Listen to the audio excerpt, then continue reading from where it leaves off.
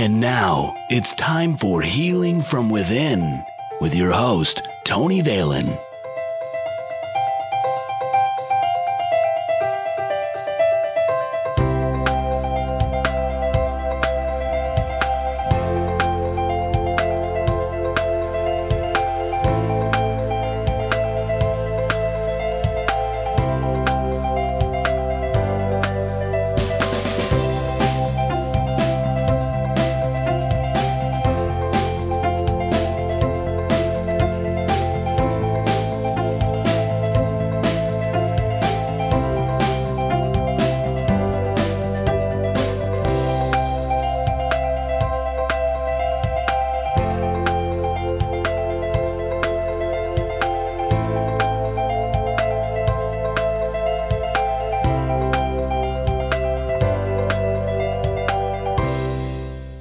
Welcome to Healing from Within. I'm your host, Tony Valen. You can contact me, Tony@TonyValen.com, or visit our website, healingfromwithin.net.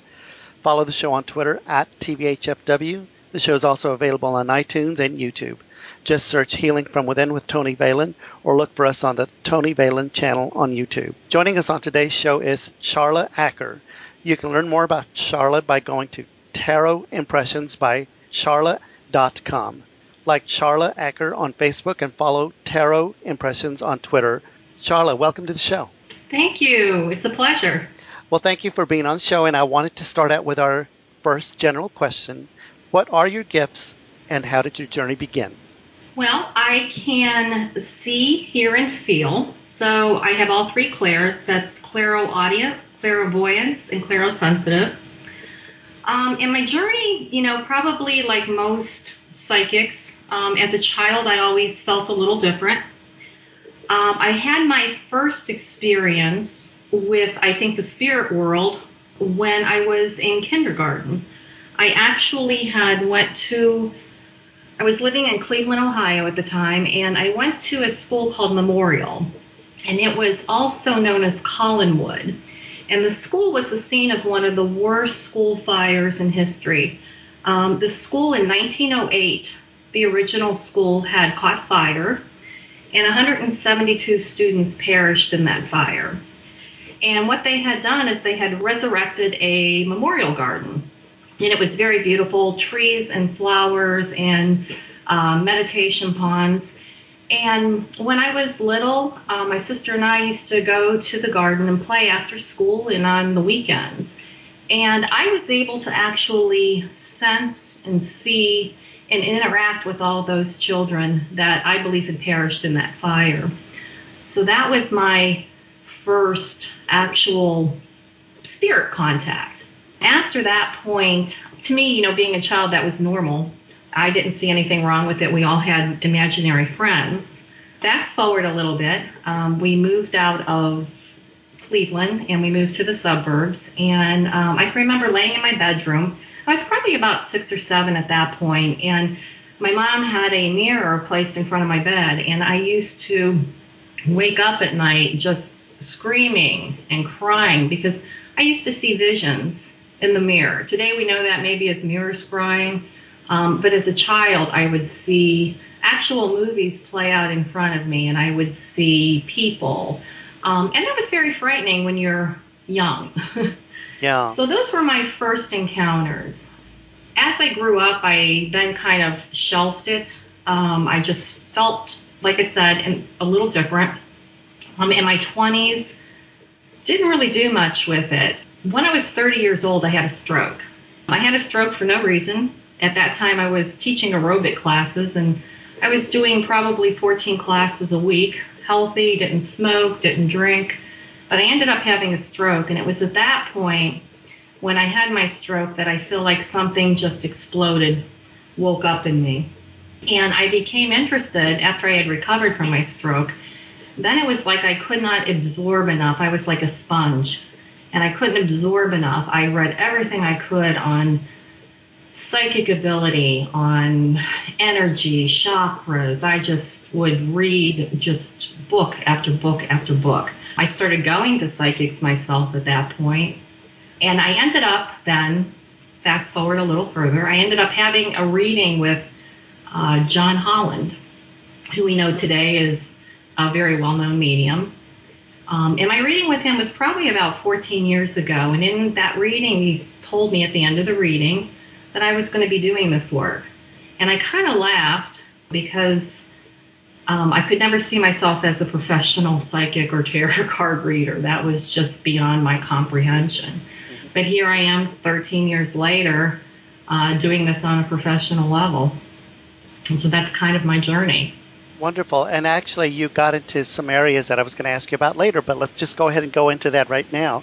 Okay. I was going to ask you about the Lakeview School fire. Many times it's events such as that that open us up. Were you already psychic at that time? Well, when this fire took place, the school that I went to was Memorial, and when this fire took place, now this fire was back in 1908. And when I went there, I was a child. I was in kindergarten. Mm-hmm. So, yeah, I think I had that ability. Like I said, I think if you are doing this on a professional level, I don't think that we choose this journey. I think the journey kind of chooses us. At that point when I was little, yeah, I mean, I think I had that psychic ability, not knowing what it was, but I think I've had it in me all along. But it's a huge responsibility. So in my older years, probably in my 20s, or as I grew, I shelved it because I kind of probably knew in the back of my mind that I always had an ability, but I wasn't sure I wanted that responsibility. Yeah, I can imagine. And I'm sure you can understand that. I mean, that's, I believe today, it's one thing, I believe we're all psychic. I believe we all have, psychic senses, but I also believe that, we can all dance too. That doesn't make us all ballerinas and doing it on a professional level. And I think that's kind of where I was thinking, with the psychic thing. I had an interest in it, but I didn't know that I wanted the responsibility of what that meant on a professional level, because you're really dealing with a lot of people's raw emotions and issues, and you better know what you're doing. And when you were in the building, could you feel and see the spirits of the many unidentified children that died in that fire?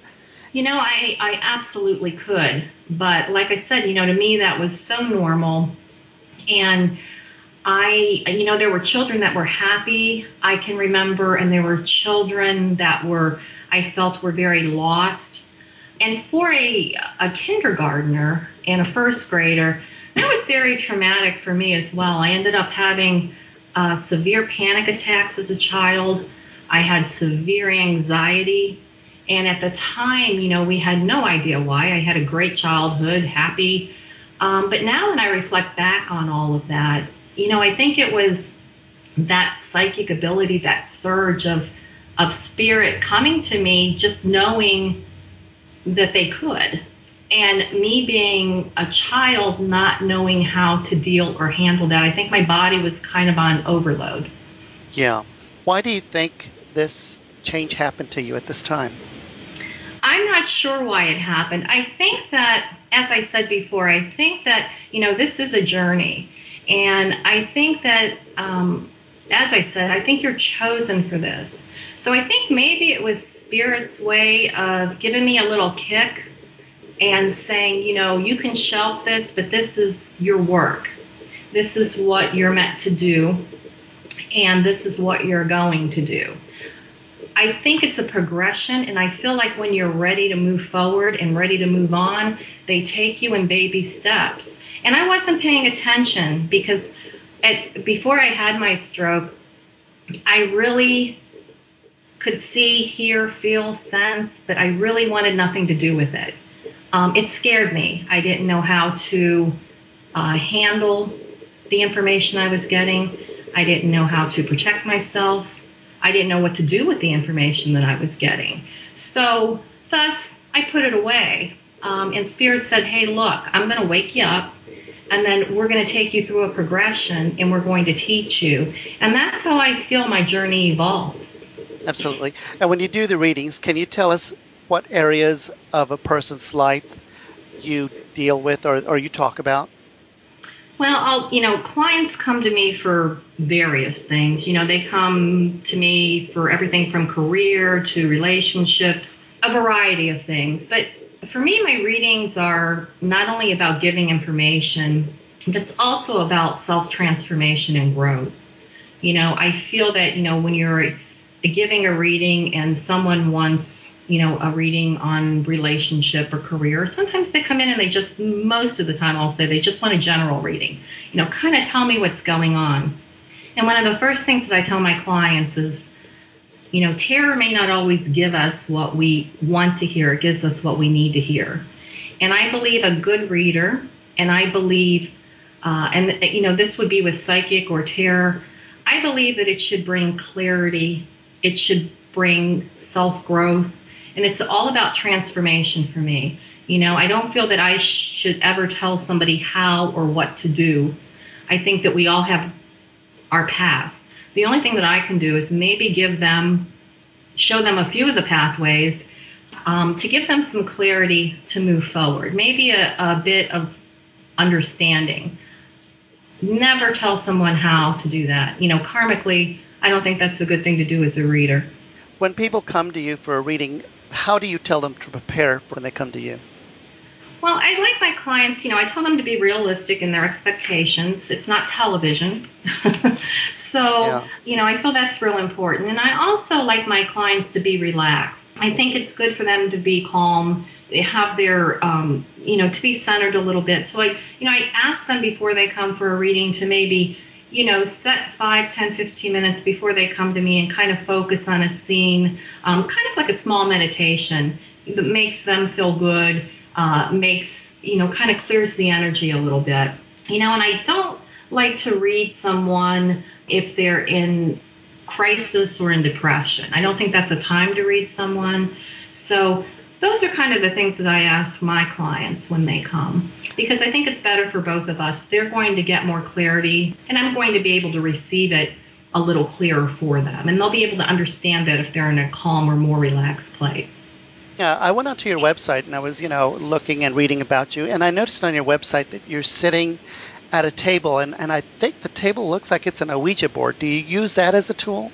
I collect Ouija boards. I've always been fascinated with Ouija boards, and it's funny because I've always been asked, are Ouija boards evil? How can you collect those? I have Ouija boards back from 1800. Wow. And I just had a fascination. I collect them. The board that you see me setting at was actually made out of a 150-year-old birch tree. And the person who made that for me, her grandfather was cutting the tree down, and she said, I just couldn't stand seeing that tree go to firewood. She said, can you imagine the energy in that 150-year-old tree? Yeah. So she had her father plane them, and she created these boards, and I had bought one of her boards, and I just thought, God, what a wonderful piece. So I collect them.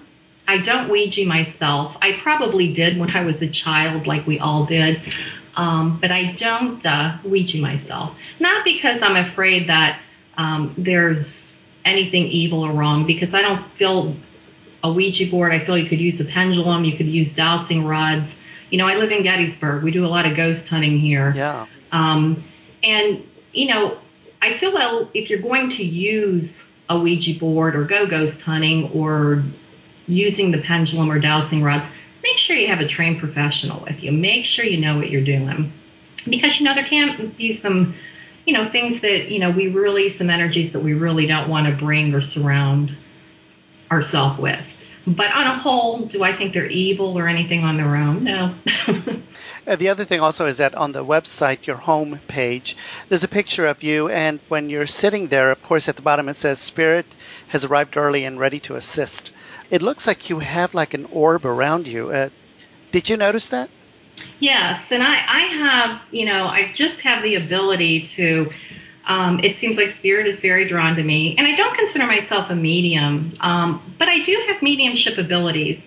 But I feel like in order to be considered a medium, you really have to be able to communicate with Spirit. I guess what I'm trying to say is I can't bring a client into my office and do a mediumship reading, be confident that their loved one is going to come through. Although when I'm doing some of my tarot readings, I've been setting down we're in the middle of a tarot reading, and I will get a person's name, and I have a lovely story. I had a young lady that came to me probably about 9 months ago, and we were in the middle of one of my readings, and I got the name of a nephew that had passed, and I asked her to validate that, because I'm never one to say, hey, you have a grandfather standing behind you or a grandmother, because we all do. I always ask Spirit when they come through to me, you better give me something solid. I want names, I want specifics, and I want something that only that person is going to know. So the Spirit, I felt the Spirit coming through as I'm doing the tarot reading, and once I feel that Spirit coming through, it's kind of like I can't shake it. It's kind of like a monkey on my back. So I asked for a name from the Spirit, and it proceeded to give me the name, and I validated that with the client. And I felt that this person had passed in an automobile accident, which she had validated. So I felt at that point I had enough information that I was able to go on. And he kept showing me horses. And I said to her, I said, he keeps showing me horses. Does that mean anything to you? And she said, no. She said, I know nothing about horses. Not ringing a bell. I said, well, that's okay. Go tuck it away. He brought that through, and I'm just giving it to you as I'm getting it. Well, about 4 weeks ago, she had come back to me, and she had said to me, I have to tell you something. She said, you know, my nephew had come through, and she said, I figured out the horse that you asked me about. She said that he had passed away in an automobile accident, and he actually played polo. And he was buried in a polo shirt with the little horse emblem. Oh. And all the pallbearers had those same shirts on when they were carrying him. So I thought that was so validating for her and I. But yeah. It's kind of interesting how that works. Because at the time I told her she got like psychic amnesia. She couldn't remember that, but then she went home, and it actually took her brother to spark that, because they were having a conversation about her reading, and he said, I know exactly what she's talking about. So that was really validating for her and me, and it was very healing for the father.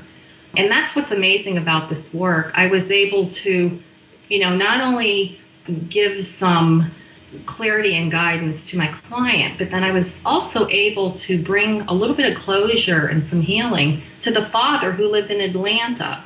So I just thought that was such an amazing story. And that's why I do what I do. It's things like that. Yeah, and it seems like the little details that Spirit always gives you, the person talking to you, they're real personal. So a lot of times they really won't remember until they go home and think about it, and they think, oh my God, that's right. I remember sharing that experience with that certain loved one. So yeah, and that's really happened. And for me to have that happen in the middle of a tarot reading, somebody said, well, you don't call yourself a medium. I said, no, I don't. But, I also believe that, pathways change. And if Spirit has it at some day, I'm going to be doing mediumship, and maybe I'm a Jedi in training for that. I don't know. I can do it that way, but I wouldn't feel confident enough for a client to come sit in front of me and actually do a full mediumship. But it's amazing how Spirit works, and it's amazing with what they come through when it's needed.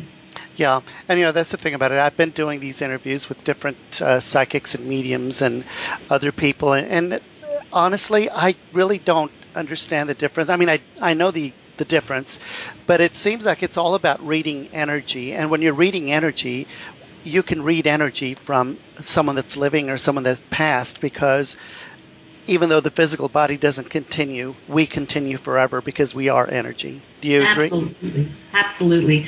Well, I think the difference for me on a personal level, I think someone such as John Holland or John Edward, Teresa Caputo, they appear to be able to directly communicate with that spirit.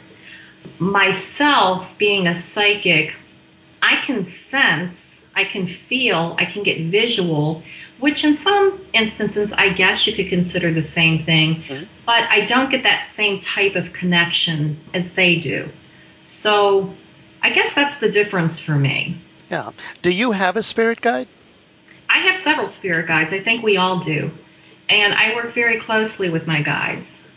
because when I'm doing a reading, over the years, I've really learned to get in the cone, work with my guides, because I believe, good readers, we read from above. And I always ask my guides for protection. I ask my guides also and I'm also working with my client's guide. I ask them that we be able to deliver what that client needs the most at the time, because that's what it's all about. It's okay to give a psychic reading. It's okay to give a tarot reading. And it's okay to say, hey, you're going to meet Richard at 2 o'clock at Applebee's. But that doesn't really do anything. That's great validation. And that's, hey, she got a hit. But I still think it's more about personal transformation and personal growth and helping, our soul move to a better place. Yeah, and I agree. Yeah, and I know about the spirit guide teams, but like for me personally, I have one guy that I have always worked closer with, and he's like my gatekeeper or my protector. Mm-hmm. Do you mostly work with that one, or do you work with the whole team?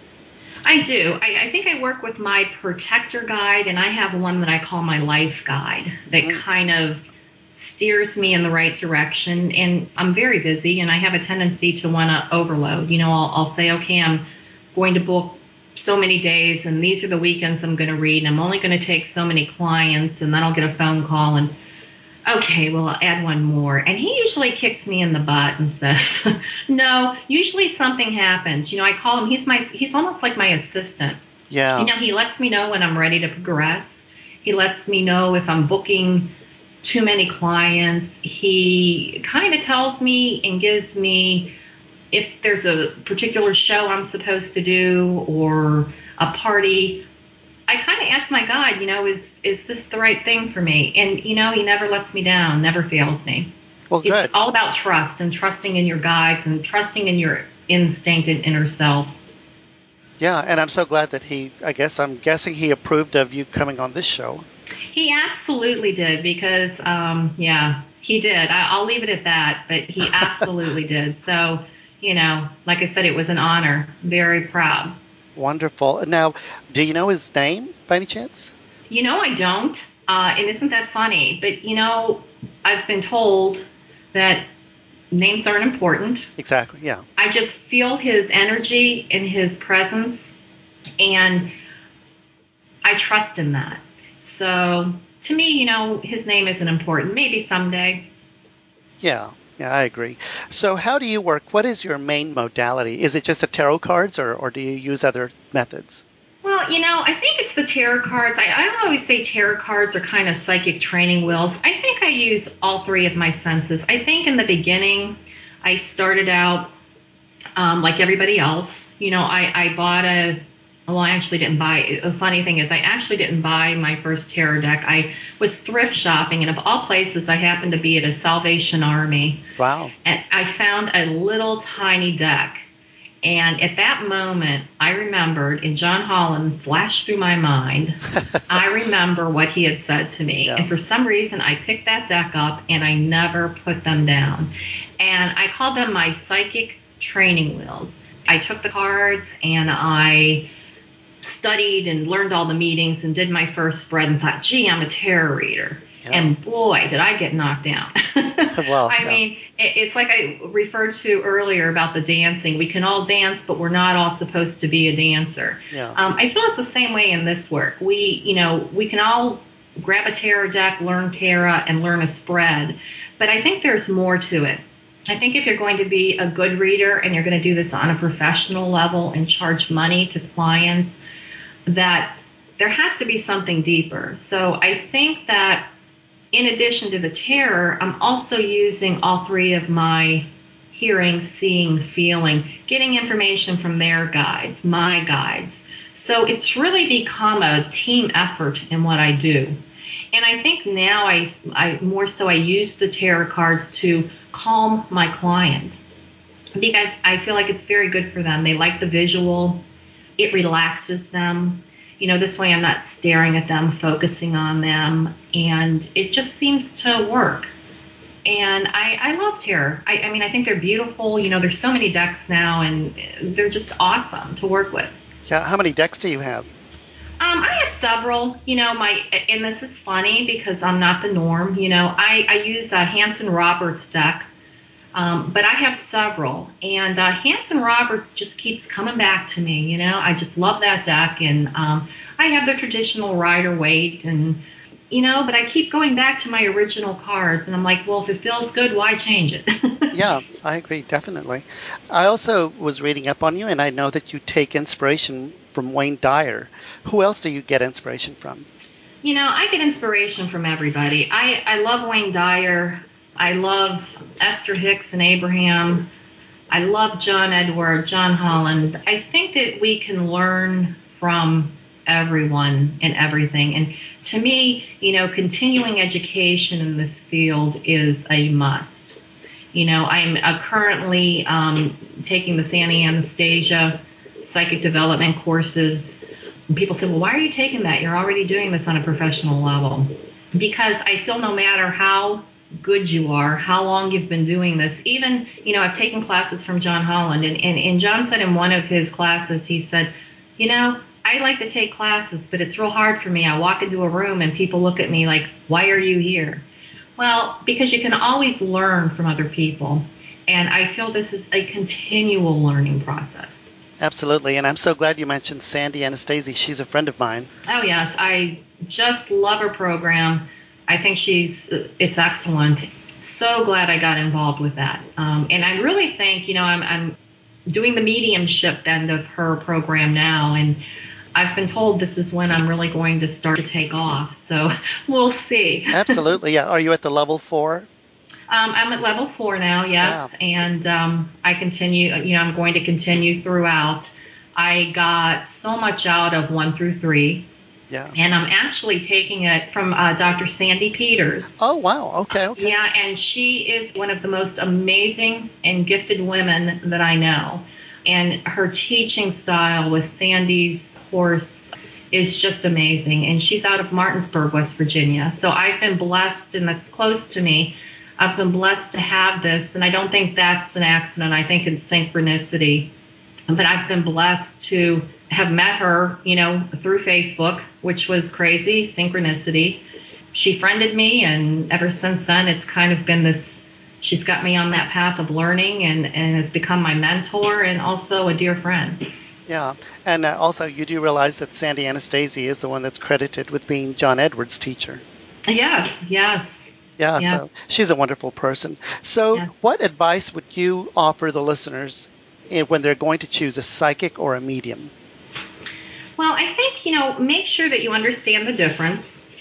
And, if you want to communicate with your deceased loved ones, and that's all that you're looking for, I think then, you're looking for a medium.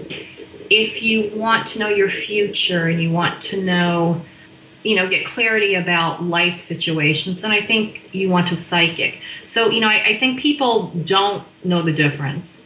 And I think sometimes that causes some confusion. So my first thing is, make sure you have the right reader. Make sure it's a medium or psychic. Secondly, get referrals. I've built my client base on referrals. I think that's the best way, word of mouth, because let's face it, there are a million psychics, tarot readers out there. We're not all the same. Right. And I always tell my clients, don't feel bad. I think it's important to make sure when you go to a reader that you have that relationship and that bond, that your energies are right with each other. Because I never take offense if I'm reading someone and I'm just not the reader for them. That does happen in life.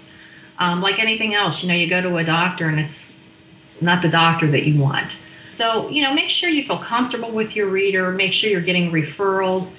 And, don't feel like you have to pay $800 for a reading. There are a lot of very good readers out there that, do a great job. Because, the worst thing is when you're going to a reader, you don't want to add more stress to your life. You're going to a reader for a reason. So, financially, I feel like you should do what you can afford. Absolutely, yeah. This is Tony Valen, host of Healing From Within. You can contact me directly, tony@tonyvalen.com, or visit our website, healingfromwithin.net. Follow the show on Twitter @TVHFW. The show is also available on iTunes and YouTube.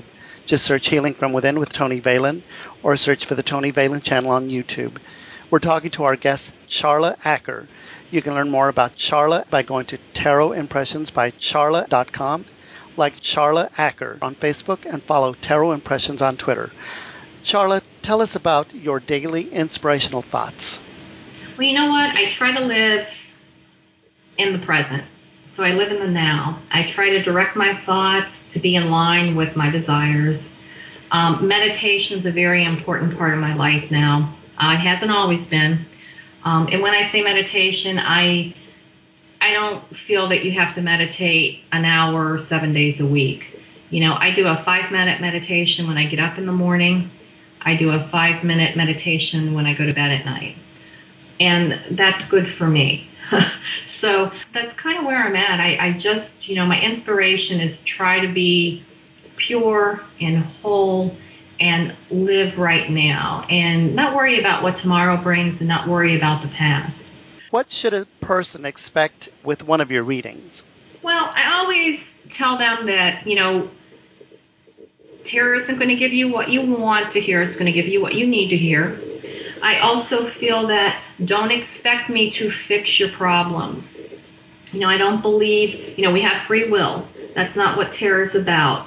I believe that it's about, clarifying some things, showing them some different pathways, maybe showing them some different outcomes of those pathways, but ultimately it's their choice. So I think if they listen and they keep their expectations lowered, I think they'll have a great experience because it's all about clarity. And like I said, I'm a firm believer in transformation and transforming the soul. I think that's what our purpose is as readers. Give us an example of one of your favorite readings and why it's your favorite. Well, I think I have to, they're all favorite because, I don't know if I can pick just one. All my clients, I am very blessed. I have amazing, amazing clients. And, the funny thing is, Tony, they teach me as much as I teach them. They have given me gifts back and given me validation. If you're a reader, validation is important too. Even though I'm very confident in my work and I know what I'm doing and I trust in myself, I am a human being. Yeah. So there are times like when I gave the young lady the horse thing and she looked at me like I had 3 heads. There are times that, when they come back and give you that validation, it just makes me feel so good. And I'm just so blessed to have met so many wonderful and amazing souls. And it's such a blessing to watch their transformation. I think that's the biggest fulfillment that I get out of this is watching the transformation that happens, when someone comes for a reading. And I have a lot of, repeat clients. And for me, that's just a blessing. Yeah, and when they do come back for repeat business or repeat readings, how much time, do you have a certain amount of time that has to pass before you give them a fresh reading? Well, I do. I tell a client, don't come to see me every week, every month, every 2 months. Wait 3 months, 6 months. Give time. You need to change the situation. And the first thing I ask when a client comes back to me is, since our last reading, what have you done to change your situation or change what we spoke about? And that really has to take place. Otherwise, you're wasting your money. It's about learning. It's about growth. And if you're not doing the work, then don't come to the psychic. Yeah. Because I feel like then, I'm just taking your money and I'm not really doing the job that I need to do.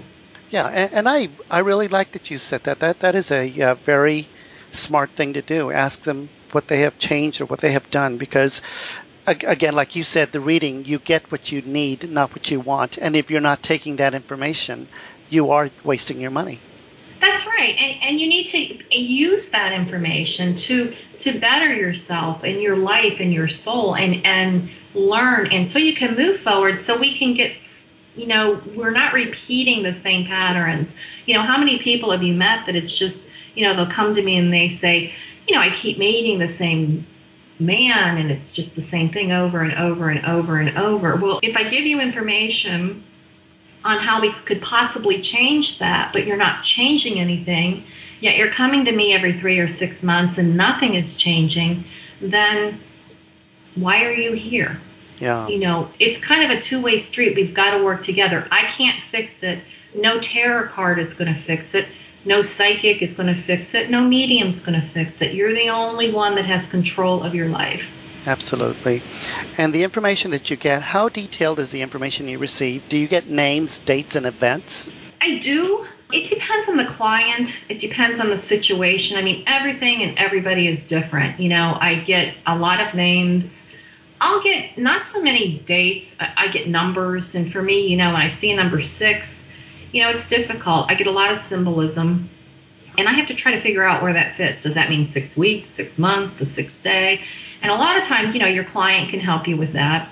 But I do. But like I said, it depends on who I'm reading, how deeply we're going.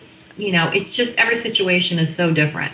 Absolutely. Do you have a box of tools, so to speak, that you use, like the symbolism, the numbers, they mean certain things, and when you see this number or this symbol, it means a certain thing to you?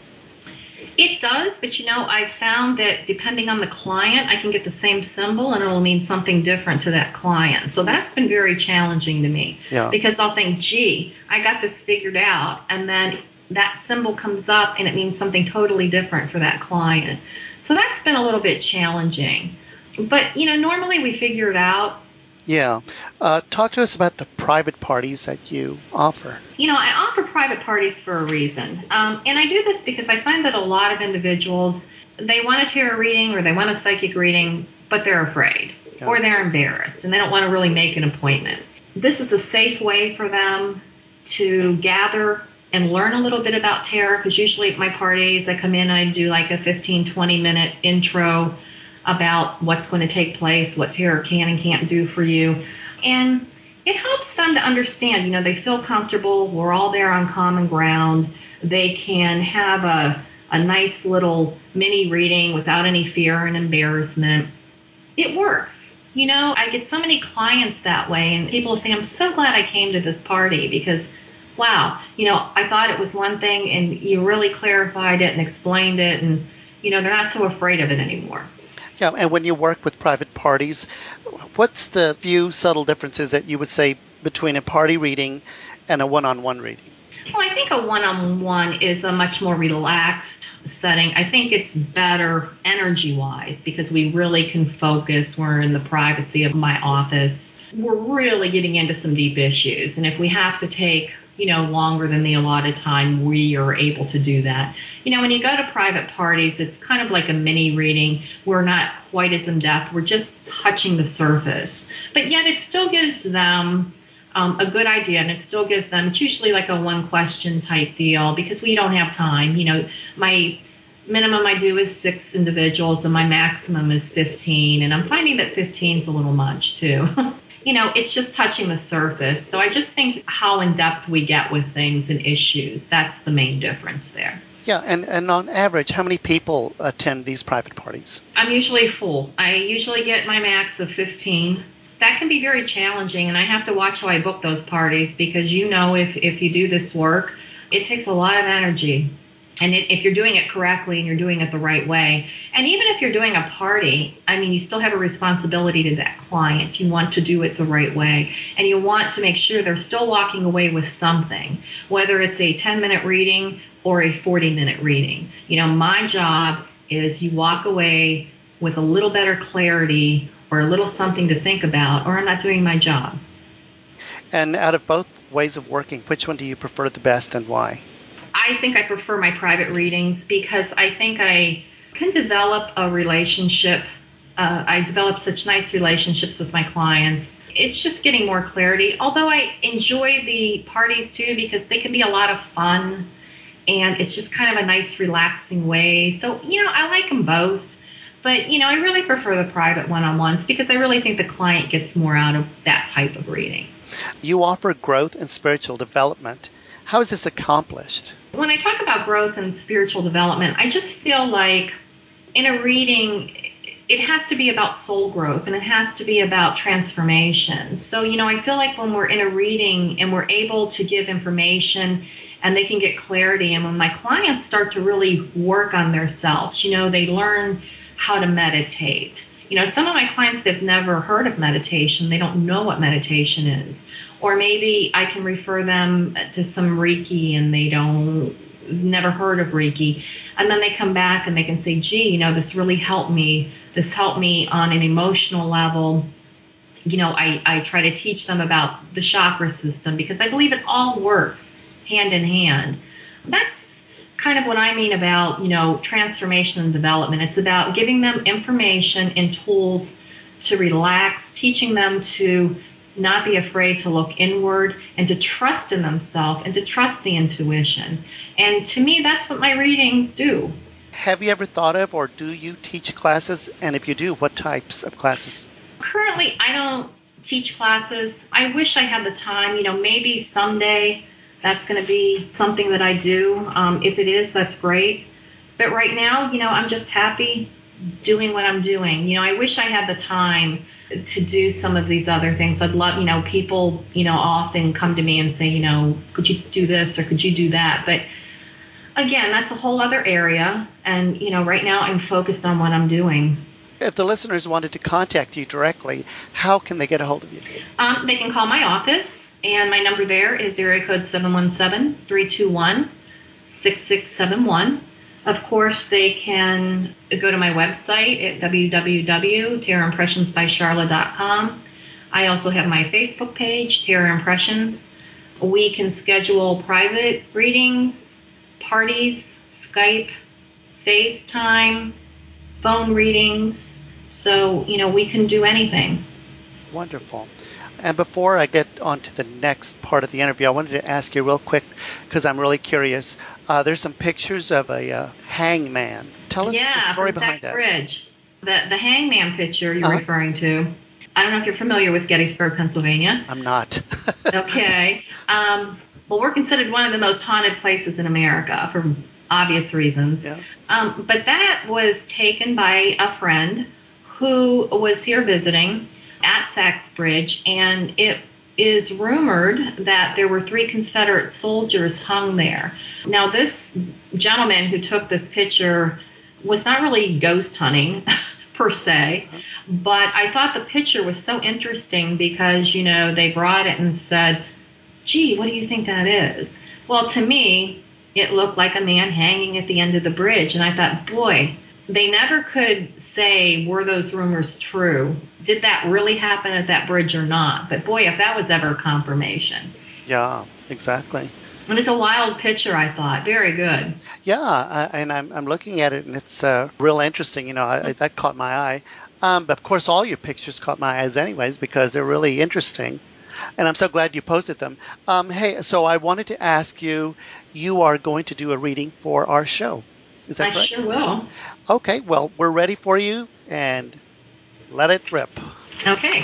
Well, what I did, Tony, is I kind of did a 4-card spread, a basic spread. And this was just, asking about the direction of the show or maybe what was, coming up for the show. And I can just tell you some of the impressions that I had gotten. And the first card when I drew was the 9 of Swords. And for me, that was the past. And I felt like, your show was a long time coming. I felt that, there was a lot of decision making going on with the show. I felt there was some apprehension. I also felt that, a lot of uncertainty around it with somebody involved in the show. Now, I don't know if this was necessarily you, and I don't know how many people you have involved in your show, but I feel that there's one person who's more anxious in this whole group. So that's the first thing I got. The second card, which is the most feared and most misunderstood of the tarot deck, was the Death card. Everybody draws that, sees doom and gloom. Yeah. For me and for the show, I felt like it's about transformation. I felt so strongly when I drew this card that it was going to be about clearing away some of your old ways, and it was going to be making room for some new ways. And when I mean that, not changing, I love the concept of the show and I love what it's all about, but I think there's going to be things added to the show. Okay. So there's a lot of transformation going on, and I think there's a lot going on behind the scenes. The thing that I caution with that is don't get caught up in holding on to the familiar aspects of the show. That's what I kind of got. But I got, I kept getting in my mind, transformation and change is the key. And I feel like there are going to be tremendous changes that you don't even know are taking place at this point. Awesome. I hope they're good ones. Oh, they're absolutely good ones. I feel that, there's going to be aspects of the show that are going to move in new directions, but I feel it's going to bring a lot of stability, a lot of credibility to your show. Not that you're not credible now, but I think it's just going to go to a whole different place. And that's what I was feeling. And I also felt that you were going to get some ideas or something from an outside influence. So I believe I told you to, maybe watch for synchronicity, because I feel that synchronicity is going to start to happen. So, I feel that there's going to be, on a personal level too, something that you're undertaking. And I don't know if it's a business that you already have or it's a new business that you're thinking about starting, but I think it's really going to soar and take off. So I don't know if you understand that. I do. And okay.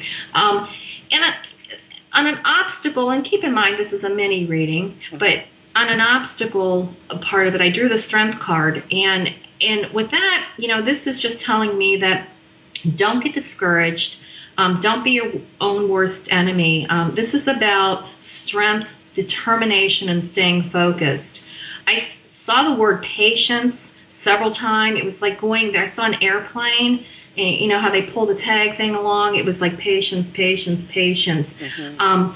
I feel that, you have the courage that you need, and it's just really something that you have to watch, though, because I feel sometimes that you can have a tendency to, fall backward and wonder, like, gee, am I doing the right thing? So, don't let that apprehension get in the way of things. Okay. I feel the results may not happen as quickly as you want them to, but change is definitely coming. And I feel the results may be slow, but I feel that you're really going to have so much energy coming up, and you're going to recognize the rewards finally of all your hard work. This is a year of manifestation. This is the year of financial gain and reaping rewards for all of our hard work. It's the universal year of the 8. So I'm not an astrologer, but I do know that that's very, very important. This is a year about manifesting and bringing all of our dreams into reality. So I feel like if you stay focused, I feel that things that you are wanting are actually just out there. They're waiting. They're going to be there. And the last card I drew was the Emperor, and that was my end result card for me. And he symbolizes, in this situation, he symbolizes success, recognition. So I feel like if you focus your attention completely, I think that you're going to take off into places, that you have never even knew that you were going or aspire to go. So I always say, buckle up. Wow. And that's what I got for you. Wow, that is a wonderful, wonderful reading. Yeah. And I can tell you that the apprehensive party or person on my team is my producer, but bless his heart, he's the one that worries about every little detail. I just look at the flowers and go from point A to point B and don't worry about anything. So he's the one that, thank God for him. He keeps us grounded. Absolutely. So, God, that's wonderful. Thank you so much. You are so welcome. What's next for Charla Acker? Well, Charla Acker is really happy right now. I'm living in the here and now. I'm doing the work that is, on a professional level that is so satisfying for me. And you know what? I'm not looking ahead. If there's something to come ahead, Spirit will let me know that, and I will know when it's supposed to happen. I kind of don't do the projection thing. I want to be here in 5 years. I want to be here in 10 years. I'm just living right now. And right now, I have a wonderful life. I've been blessed beyond belief, and I am just enjoying that right now. Oh, wonderful. Well, we really want to thank you for being on the show, and we are honored that you gave us of your time. Oh, and thank you. And I am honored that you asked me to be on the show. It was a lot of fun. Our thanks to Charla Acker. You can learn more about Charla by going to tarotimpressionsbycharla.com. Like Charla Acker on Facebook and follow Tarot Impressions on Twitter. You are listening to Healing from Within with Tony Valen here on Blog Talk Radio, airing Monday through Friday, 6 p.m. Eastern, 5 p.m. Central. Visit our website, healingfromwithin.net. Contact me directly, tony@tonyvalen.com. Please follow the show on Twitter. The show is also available on iTunes and YouTube. Just search Healing from Within with Tony Valen or look for the Tony Valen channel on YouTube. Thank you so much, and love and light from all of us here at Healing from Within.